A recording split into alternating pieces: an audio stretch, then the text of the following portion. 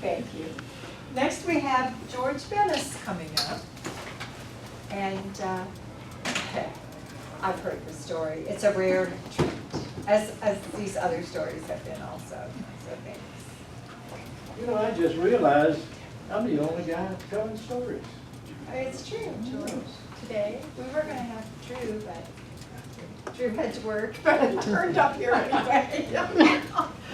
Well, just bear with me while I get seated here. So we're very glad that It's a process.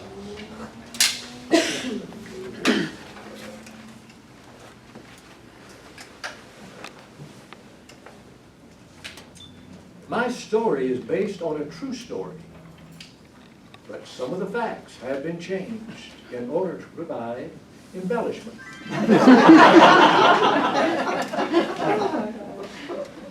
Do you remember your first date? That excitement, that anticipation? Well, I remember my first date, and I am 81 years old. Her name was Martha Marie, and we met at the end of the school year high school dance in Albany, Georgia. Now, I would see Martha during school hours, but I never had the nerve to walk over and introduce myself. I guess you might say I was a shy guy. But when I saw Martha at this dance, and it was the last social event of the year, I said to myself, George, it is now or never. So I stood up straight, cleared my throat, prayed, and I walked over and I introduced myself. And during the conversation, I asked Martha for a date, and she accepted. Under these conditions, Saturday night, 7 o'clock, don't be late. Now, when I got up Saturday morning, don't be late was embedded in my brain. And the first thing I was going to do was to clean my car, spick and span, inside and out, top to bottom. And I wanted to do this before it got too darn hot.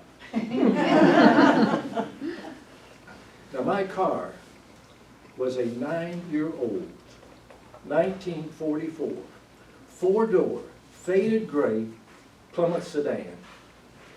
And that gray was faded to the point that the red primer shone through. It was not a pretty car, but it was my car, and the radio worked.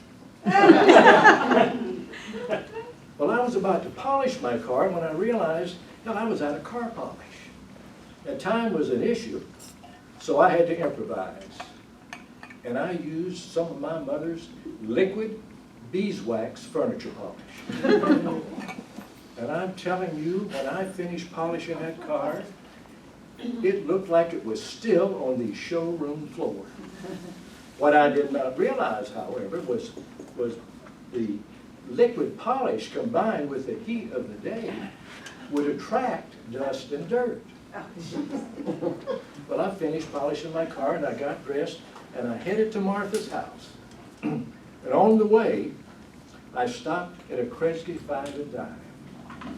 And I went inside and I bought this beautiful bouquet of artificial geraniums. You see, I wanted everything to be perfect. Now, Martha's house was located on a dirt road at the top of a hill. So I drove up to the top of that hill, parked in a spot, and I was so nervous that I left the engine running and I put the car in neutral. I grabbed the flowers and I got out of the car. I walked around the front of the car, down that driveway, up 1, 2, 3 steps to the front porch. And just as I was about to ring that doorbell, I just happened to turn around and look behind me. And my car was rolling down that hill, backwards. There were cars on either side of the road. There were cars in driveways. and my car looked like a missile on a mission, about to destroy anything in its path. I stood there for a second.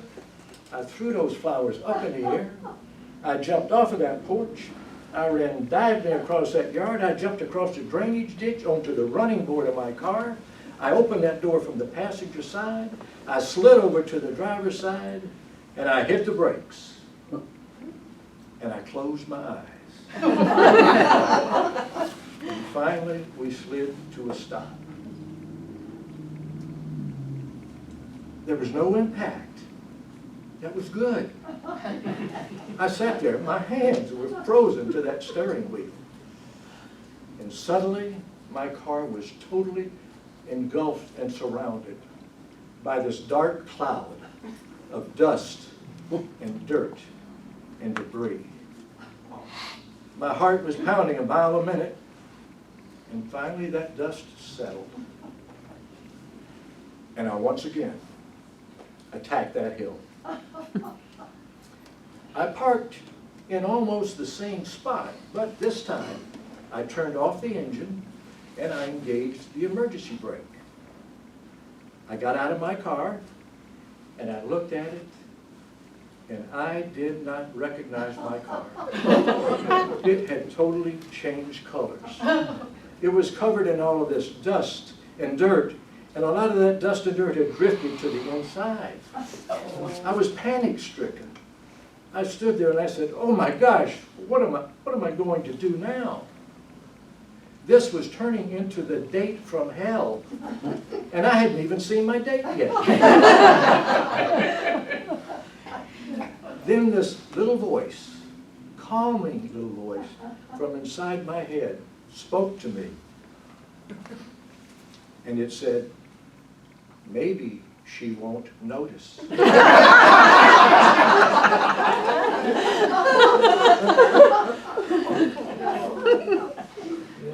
Well, I took that same path up to that front porch.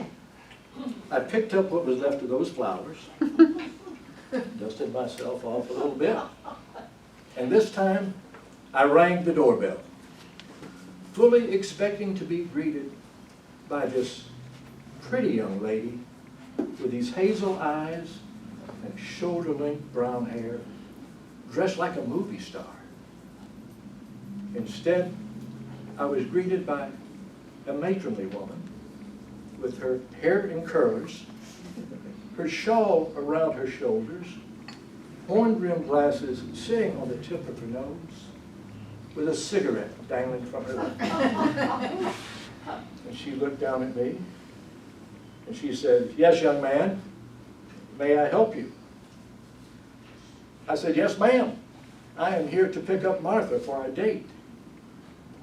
Well, she looked somewhat taken aback. She took a deep drag off of that cigarette. She blew that smoke in my face. She flipped that butt, and she said, "Young man, there's no one here by that name. But I can be ready in 5 minutes."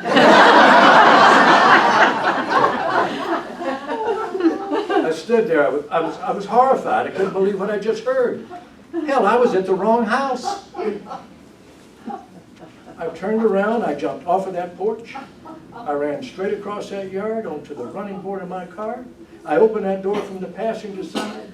I slid over to the driver's side. I started that engine. I disengaged that emergency brake. I put the pedal to the metal, and I never looked back. Needless to say, my first date was my last date with my first date.